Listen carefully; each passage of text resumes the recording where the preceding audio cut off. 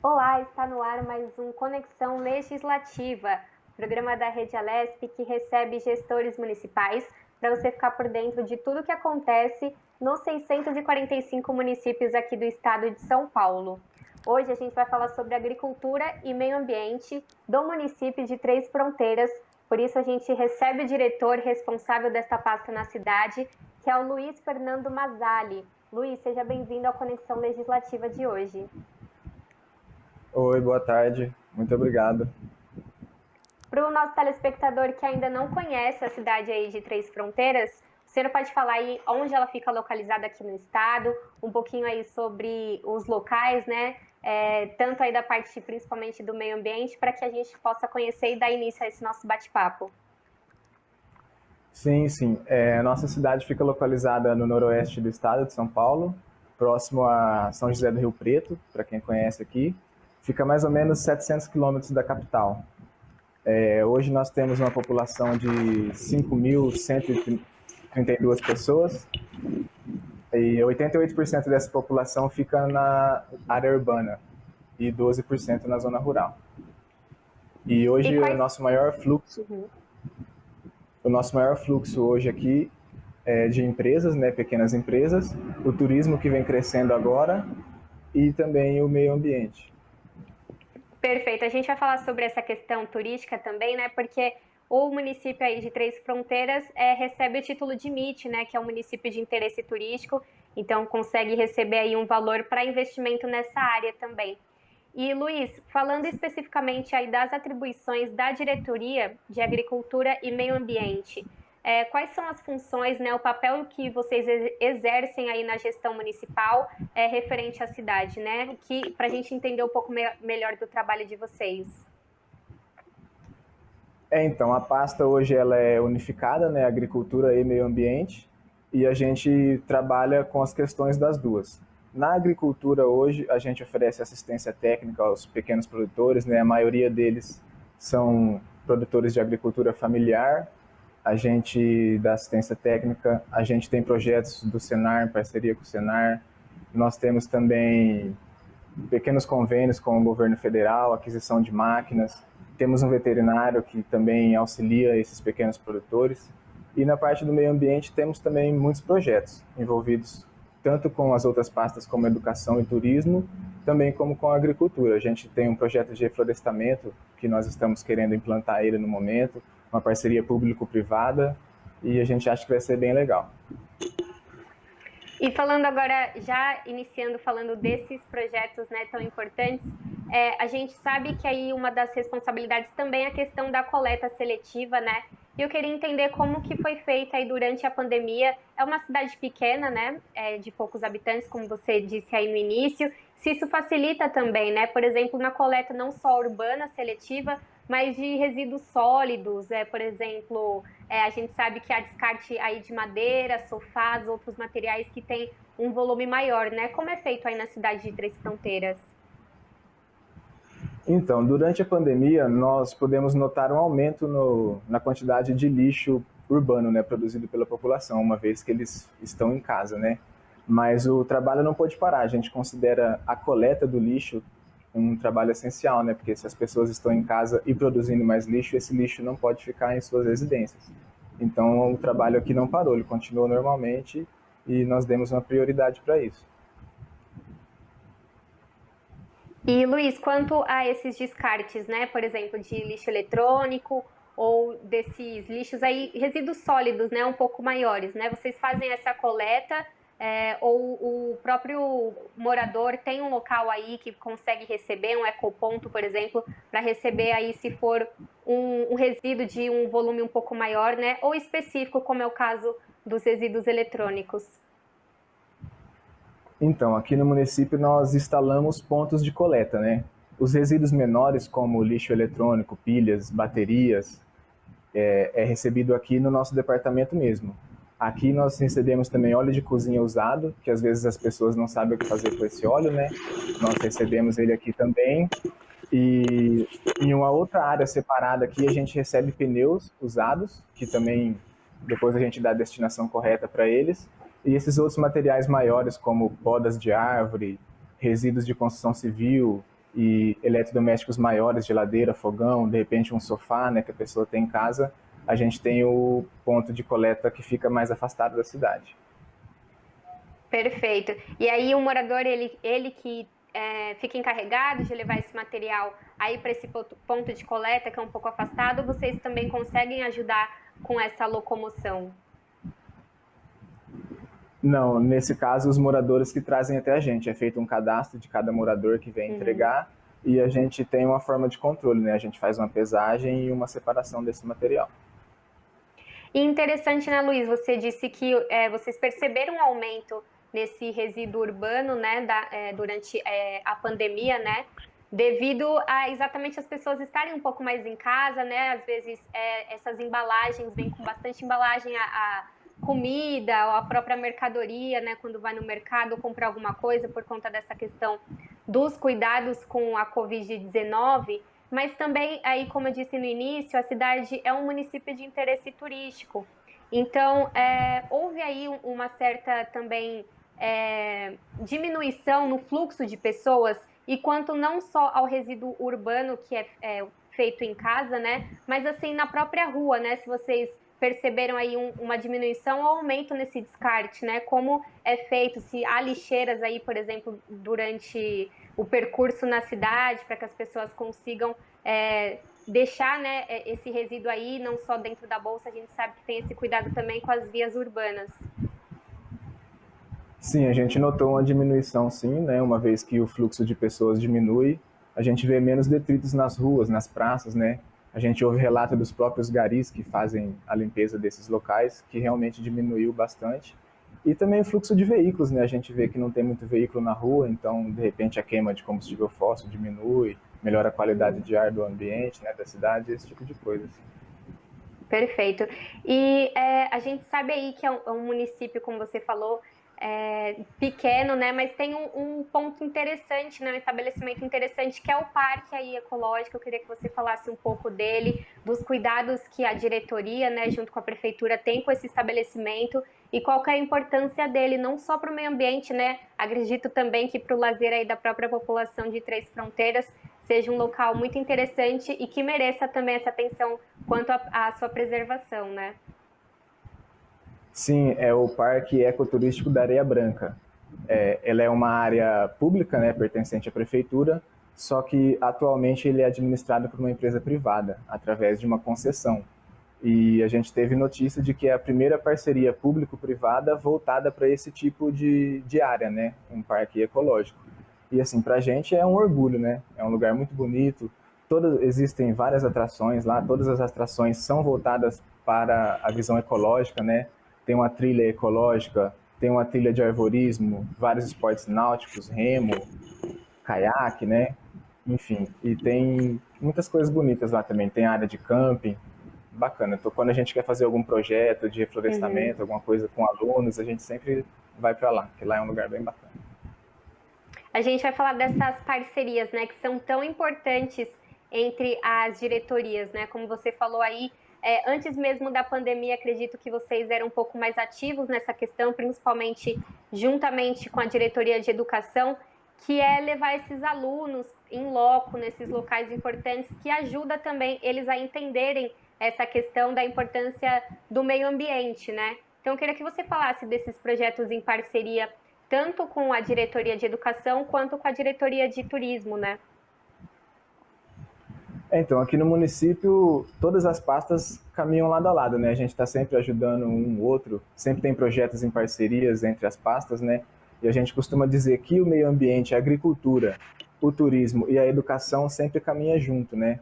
Com relação à educação, a gente sempre leva os alunos para ver esse tipo de coisa, fazer plantio de árvores, a gente coloca eles para plantar sementes e eles veem o desenvolvimento das suas plantas, né? A gente procura ensiná-los em sala de aula, criando conteúdos, e eles chegam em casa e ensinam seus pais, né? Então a gente cria um ciclo e assim a gente pode garantir um meio ambiente legal para o futuro. Já com relação ao turismo, a gente costuma dizer também que está sempre junto, porque no caso do Parque Ecológico, por exemplo, as trilhas ecológicas, né, que sempre relacionam o turismo e o meio ambiente, a gente faz caminhada ecológica, a gente tem o Festival de Caiaque, que além da presença do caiaque, a gente promove a limpeza da orla do município, né? Então, assim, está sempre andando junto. Nós temos um projeto também de turismo rural que nós estamos tentando implantar aqui na cidade, criando rotas, né, para o pessoal conhecer as propriedades, conhecer a vida do produtor.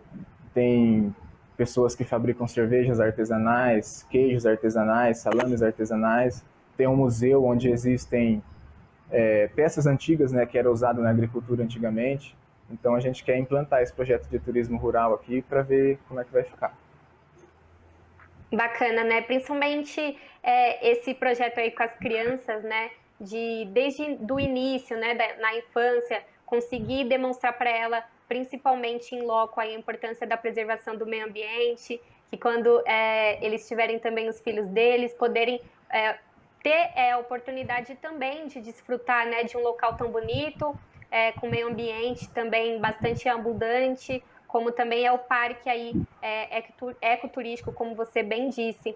Então, muito importante essas parcerias, né, entre as diretorias. E aí, agora, durante essa pandemia, a gente sabe também da importância com a parceria da diretoria de saúde, né? Como tem sido aí o contato com vocês, né?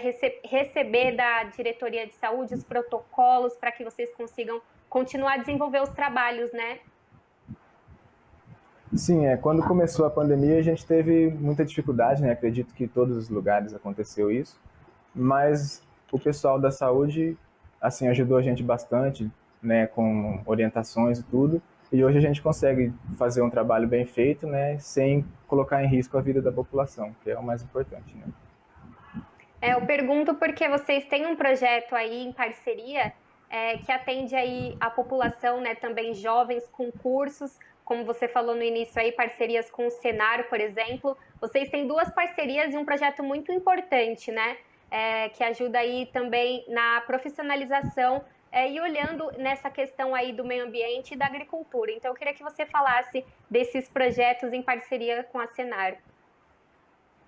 Sim, são dois projetos, na verdade, é o Jovem Agricultor do Futuro e um curso de olericultura orgânica. Todos eles são em parceria com o Senar.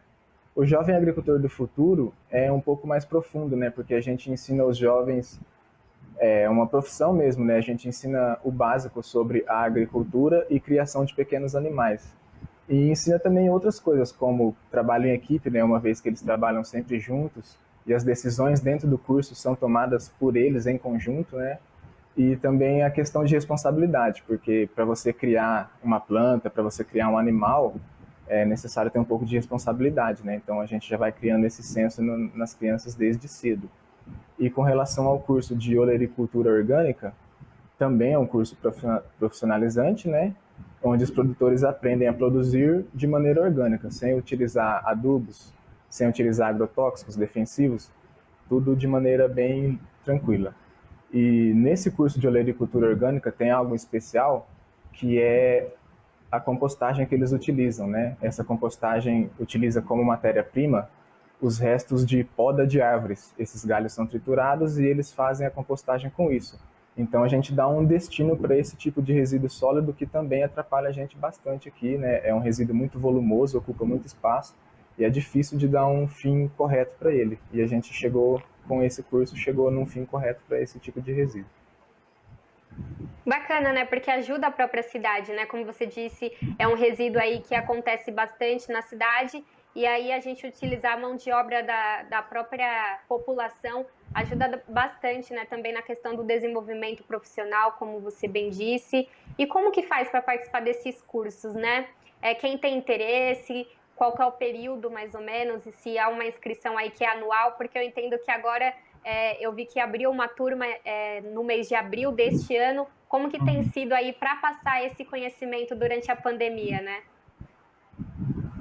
Então, o Senar, eles oferecem vários cursos para a gente. Esses dois são bastante longos, eles têm duração aí de 8 ou 9 meses, né?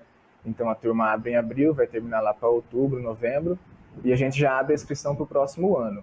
Sempre que tem uma inscrição, a gente divulga nas redes sociais da prefeitura e as pessoas vêm até o departamento fazer a inscrição, ou se eles tiverem o conhecimento lá dentro do Senar, eles podem fazer a inscrição diretamente lá. Mas a gente está sempre divulgando os cursos que aparecem.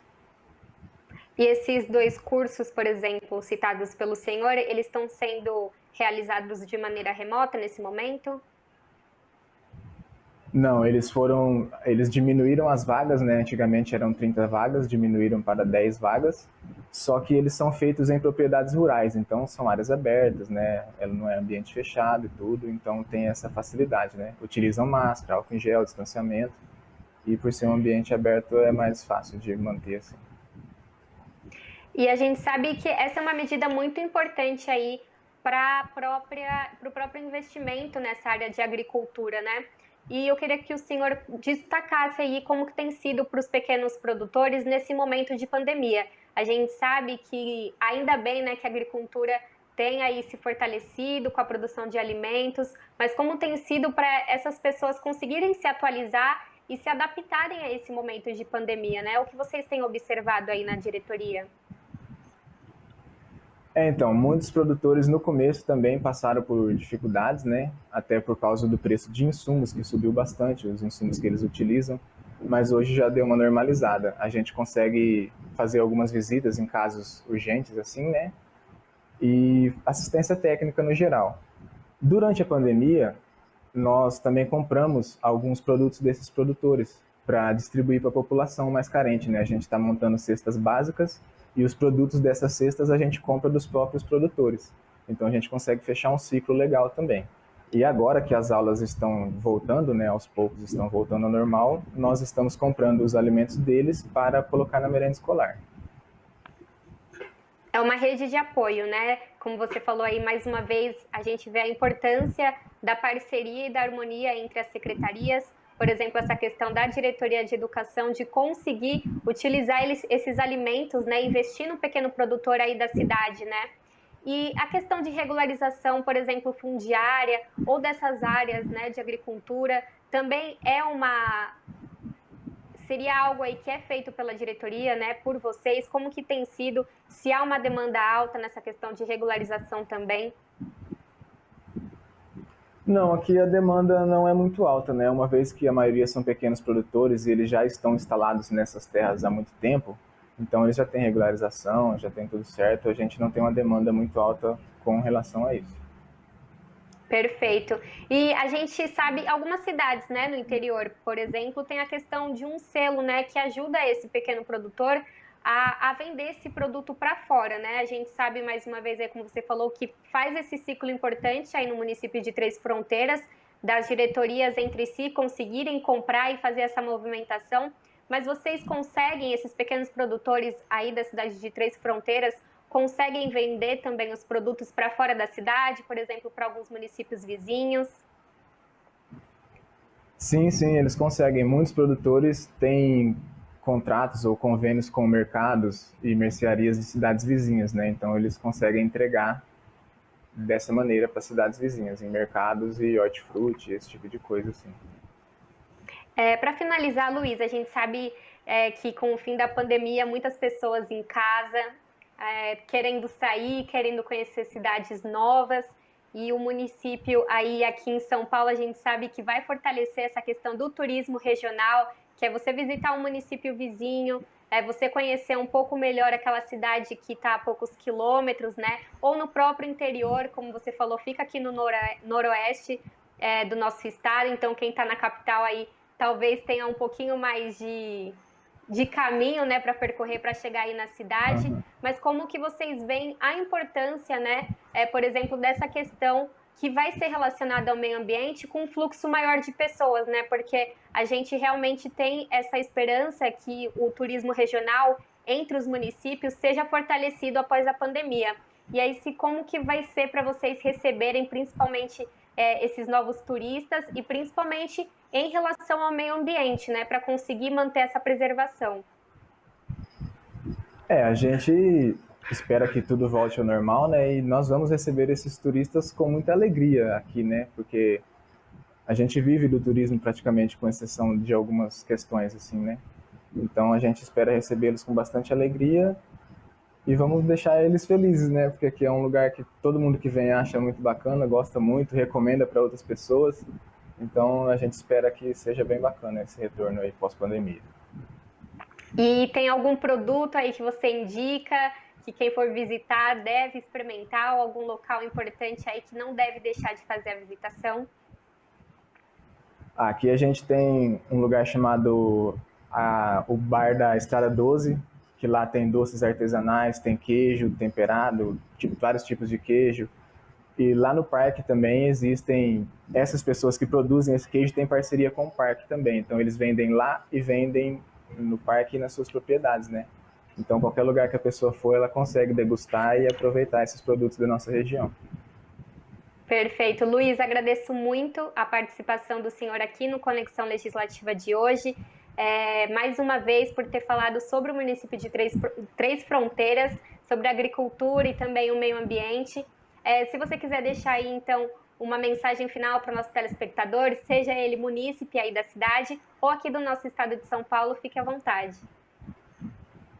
Eu só gostaria de desejar a todos um bom retorno dessa pandemia, né, que a gente possa voltar ao normal o mais breve possível.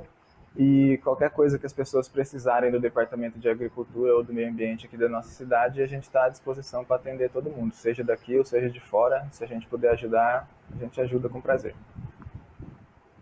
Esse foi o Luiz Fernando Mazzali, diretor de Agricultura e Meio Ambiente da cidade de Três Fronteiras. Se você quiser rever este ou outro programa da Rede Alesp, é só ficar ligado na nossa programação ou acessar o nosso canal no YouTube. Até a próxima!